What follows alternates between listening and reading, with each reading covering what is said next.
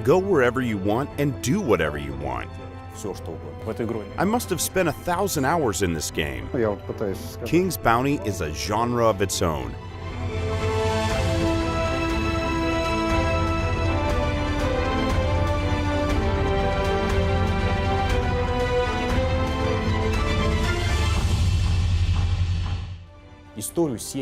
King's Bounty series has gone through 3 major stages.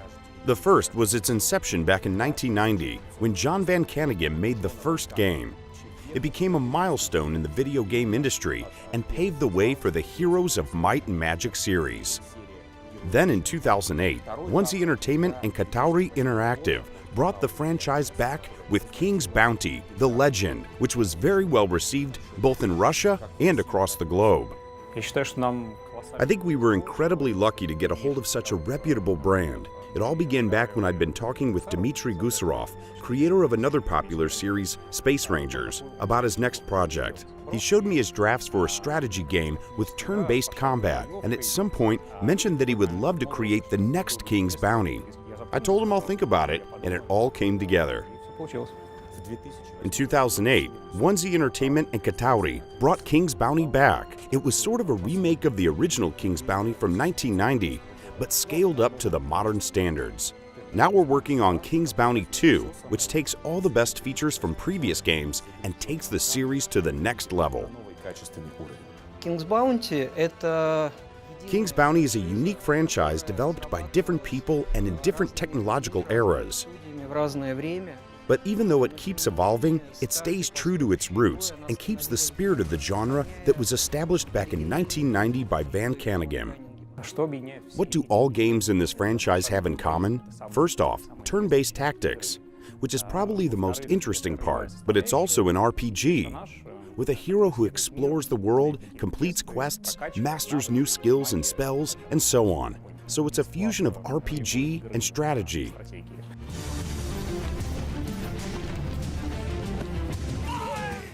Only a few games have combat systems like that.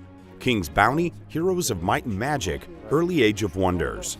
Also, Master of Magic had similar battles, but not quite the same.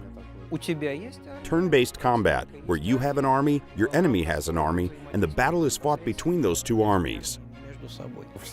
All games in the series feature army-on-army turn-based combat, which has evolved significantly along the way. Back in Van Caneghem's game, it was quite simple, almost like chess, but with variable strength of the pieces. In King's Bounty 2008, these pieces gained many active and passive abilities, which allowed for a much wider variety of tactics. The battlefield has also evolved, from the square-based field in Van Caneghem's game to a hex grid in Katauri's game. Katauri's battlefield also reflected the environment where the battle took place. Now we're taking it even further. Our arenas are a one-for-one replica of the encounter area on the world map. Engine-wise, they actually take place on that exact territory. So if you start a fight with someone on a city street, the battle will happen on that very same street.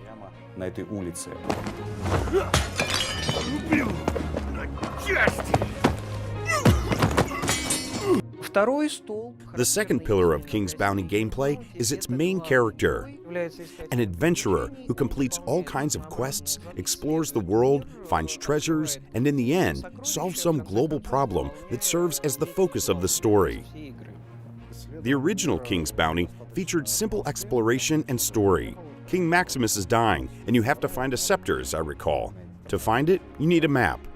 So you go from island to island looking for pieces of that map. Back then, the main character was just an adventurer who didn't even have a proper name. He was basically a troop carrier. The following King's Bounty, the one made by Katauri in 2008, had a distinct plot. At first, following the adventures of Bill Gilbert or one of his 2 alter egos. Then the story of Princess Amélie. It featured many well-written quests that let the players get a good feel for the world, its inhabitants, and their own character. In King's Bounty 2, we're sticking to this tradition. We have a great storyline, and the player always has a clear goal. The system of ideals is an integral part of the narrative, because at certain points, some of the branches will open up and others will close, depending on what your ideals are and what choices you've made in the past. We hope that gamers will play King's Bounty 2 multiple times, using different protagonists, or maybe the same protagonist with a different set of ideals.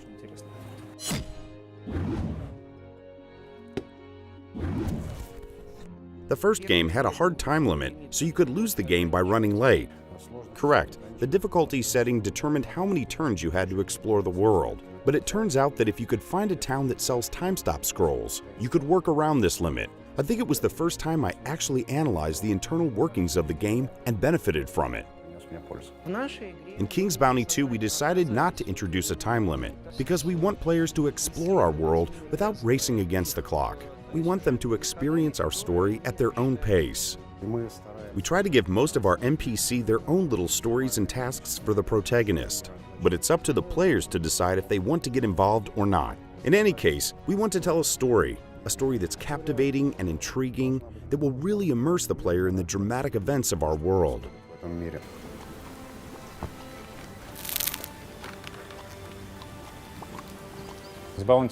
King's Bounty is probably in the top 10 most prominent games created in the post-Soviet states, and of course, we're proud of it. With each game, the series has become better and more elaborate, but the foundations, they stay the same. King's Bounty 2 is a true successor that respects this heritage while pushing the series forward. It really takes the next step in the RPG tactics genre. Even though King's Bounty 2 looks very different from previous titles in the series, and the story takes place in an entirely new world, this very much represents the genre that is King's Bounty.